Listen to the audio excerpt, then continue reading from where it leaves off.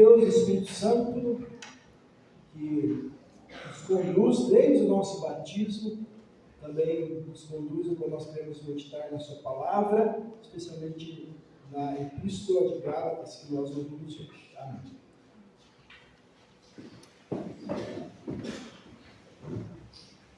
Queridos irmãos e irmãs, se vocês acompanham as notícias, vocês sabem que no mundo de hoje, milhões de pessoas saem dos seus países fugindo, fogem dos seus países, procurando liberdade, fogem de líderes, governos opressores que restringem a liberdade das pessoas, as liberdades fundamentais do povo, como liberdade de expressão, liberdade econômica, liberdade de religião e assim por diante.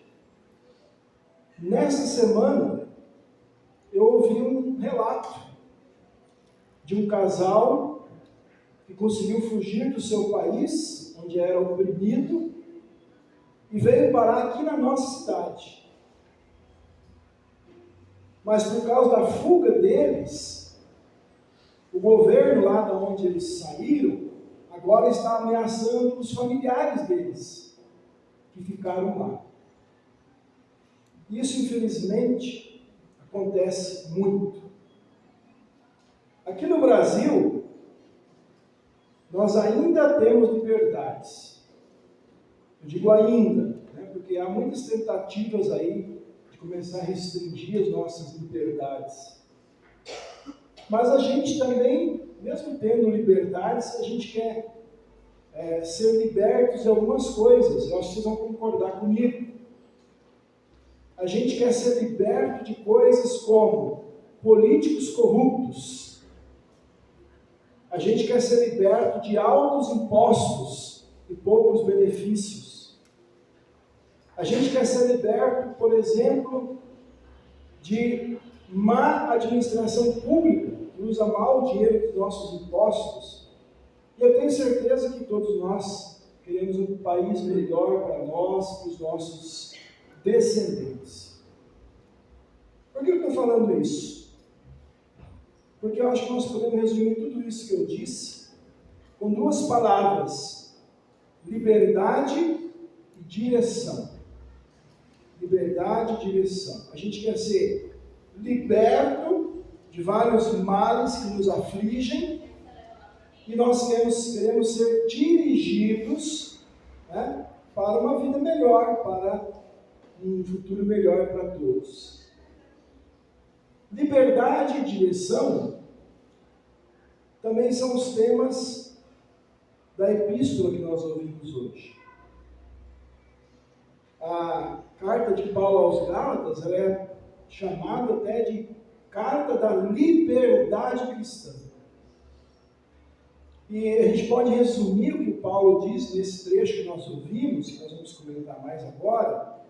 Nós podemos resumir toda a sua carta com essa frase aí: nós somos libertos por Cristo, dirigidos pelo Espírito. Paulo, no texto que a gente ouviu hoje, ele fala de liberdade em dois lugares. Eu vou ler de novo. Para a liberdade foi que Cristo nos libertou. Por isso permaneçam firmes, não se submetam de novo a jugo de escravidão. Depois ele diz: porque vocês, irmãos, foram chamados à liberdade, mas não usem a liberdade para dar ocasião à carne. Pelo contrário, sejam servos uns dos outros pelo amor. Cristo libertou a gente, meus irmãos, para nós sermos verdadeiramente livres. E a gente é chamado a ser livre, a viver nessa liberdade. Mas aí eu pergunto, aqui para a gente ter bem claro isso: a gente é livre de quê? Do que Jesus liberta a gente? Então, olhando para toda essa carta aqui, como eu disse antes, é chamada de carta da liberdade cristã, a gente encontra a resposta. Paulo diz do que Jesus nos liberta. Ele diz que Jesus nos libertou da opressão da lei de Deus, ou seja, da condenação da lei de Deus, porque nós nunca podemos cumprir toda a lei de Deus. Cristo nos libertou da escravidão da velha natureza humana, ou seja, do nosso eu pecador, o desejo de fazer o que nós queremos e não o que Deus quer. E Cristo nos libertou também da escravidão do diabo. Então, como é que Jesus fez tudo isso? Com a sua morte e ressurreição.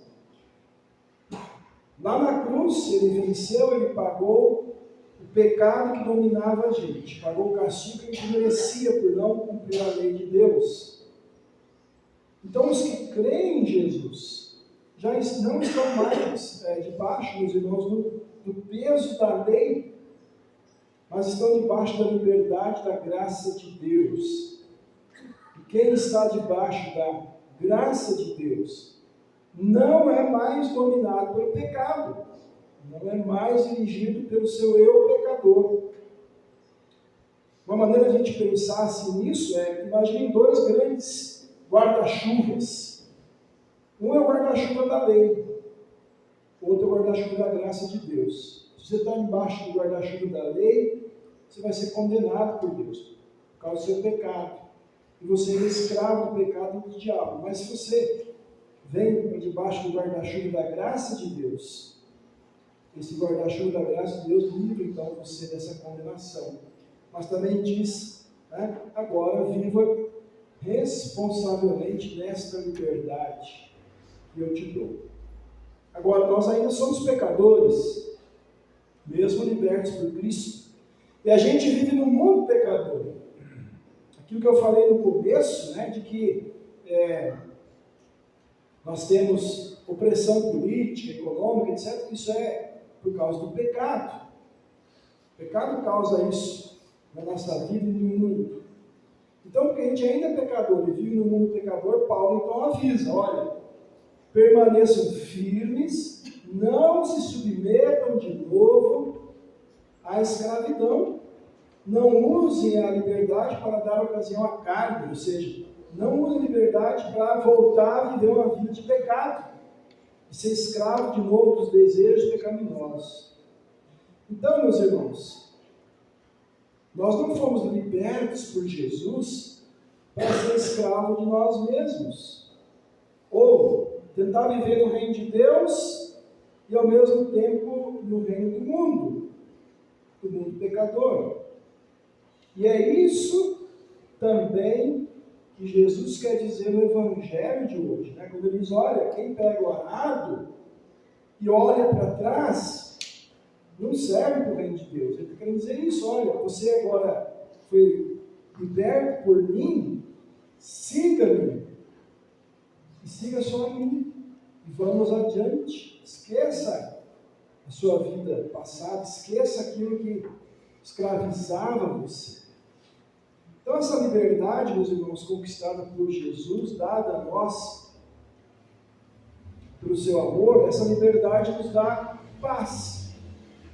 Paz com Deus, paz com os outros. Essa liberdade nos dá vida eterna.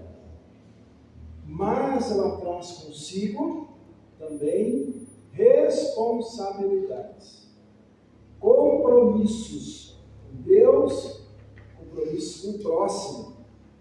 Por isso que Paulo diz, no versículo 13, sejam servos uns dos outros, pelo amor. Veja como Paulo muda o foco. Antes vocês eram servos ou escravos do pecado. Vocês eram escravos do diabo. Agora sejam servos de quê? De Cristo. E em Cristo sirvam uns aos outros em amor. Agora, como é que a gente faz para não cair de novo na escravidão da lei, na escravidão do pecado? E aí então entra a segunda parte do tema aqui, Nós somos dirigidos pelo Espírito. E aqui agora eu quero ler os versículos finais aqui. Olha o que o Paulo diz aqui. Vivam no Espírito, e vocês jamais satisfarão os desejos da carne. Porque a carne, quando ele fala carne, é o nosso eu pecador, né? A carne luta contra o espírito luta contra a carne, porque eles são opostos entre si. Para que vocês não façam o que vocês querem, mas se são guiados pelo Espírito, vocês não estão debaixo da lei. E aí ele ainda diz assim: se vivemos no Espírito, andemos também no Espírito. Em outras palavras, se você diz que crê em Jesus, você diz que tem o Espírito Santo, isso tem que aparecer na sua vida. Você tem que também andar no Espírito, ser conduzido pelo Espírito e não pela carne pecadora. Então, dirigidos pelo Espírito Santo, meus irmãos, a gente vive debaixo da graça de Deus, não mais debaixo da lei. A lei agora é só o nosso guia. E esse Espírito vai produzir em nós frutos, né, da nossa vida. A gente leu antes, mas eu vou ler de novo, olha só. Ele fala, qual é o fruto do Espírito? Amor, alegria, paz, longanimidade, quer dizer, ter uma paciência bem longa, né? Como a gente quer que os outros tenham paciência com a gente, ele continua. Peraí que eu me perdi aqui. Benignidade, bondade são parecidos. Fidelidade, né? Fidelidade a Deus. Mansidão, domínio próprio. Contra essas coisas não há lei, diz Paulo. Contra essas coisas não há lei. Então, meus irmãos, a gente recebeu esse Espírito Santo já lá no nosso batismo. E desde aquele dia o Espírito Santo quer guiar e dirigir toda a nossa vida. Quer fazer Cristo viver em nós e fazer a gente ver a nossa vida agora pela fé em Jesus. Aquele que se deu por nós. Aquele que morreu e deu a vida por nós. Como Paulo diz lá em Gálatas 2, eu agora quero viver a minha vida por Cristo, porque Ele deu a vida por mim. Então, para a gente ser liberto por Cristo, dirigido pelo seu Espírito, nós temos que estar ligados a Jesus. O tempo todo. Você já deve ter ouvido, né, hoje se fala muito essa frase, Deus é bom o tempo todo. Melhor do que você dizer assim, estou com Jesus o tempo todo. Não adianta Deus ser bom e eu não estar unido com Ele. Nós temos que estar unidos com Jesus o tempo todo, sem olhar para trás, né? Como a gente ouviu no Evangelho de hoje, e unidos a Ele, como Jesus diz lá em João 15, né? Ele fala, eu sou a videira, vocês são os ramos, só unidos comigo vocês vão produzir frutos. Então, como é que acontece isso? Como é que a gente está sempre unido a Jesus? Isso acontece pela palavra de Deus, pela Santa Ceia, que nos trazem Cristo vivo. É o que nós estamos fazendo agora. É o que a gente faz em cada culto, ouvindo, lendo, cantando a palavra de Deus, recebendo Jesus na ceia. É aí que Deus alimenta o nosso novo homem, nosso novo eu, alimenta a nossa fé. É assim que Ele mantém a gente no caminho da liberdade. É assim que o seu Espírito nos dirige. Nós somos libertos por Cristo, então, e dirigidos pelo seu Espírito. Meus irmãos, além de produzir frutos, nós, guiados por esse Espírito, vamos agora lutar contra os frutos do nosso eu pecador. Vamos lembrar alguns deles aqui. Eu acredito que alguns deles aparecem na nossa vida. Né? Impureza, brigas, desunião, invejas, ambição egoísta, farras e várias outras coisas. Tem outros lugares da Bíblia que falam de outras questões, né? A gente podia incluir aqui ingratidão, fofoca e etc. Ele fala, olha, esses são os frutos do velho eu. E esses frutos do velho eu nos afastam, em primeiro lugar, de Deus. E nos afastam dos irmãos. Então, guiados pelo Espírito, a gente pode lutar contra esses frutos ruins. E a gente pode também, unidos a Jesus, produzir então aqueles frutos bons, os frutos do Espírito. Eu quero destacar 3 desses frutos que nós ouvimos antes: o amor, a humildade e o domínio próprio. O amor é aquele amor que Paulo fala especialmente lá em 1 Coríntios 13, né? Que muitos casais gostam de usar nos casamentos, né? Mas lá, na verdade, a gente pode usar um casamento, mas lá está falando do amor de Jesus, né? Não é no amor romântico, né? Mas a gente pode aplicar para o casamento.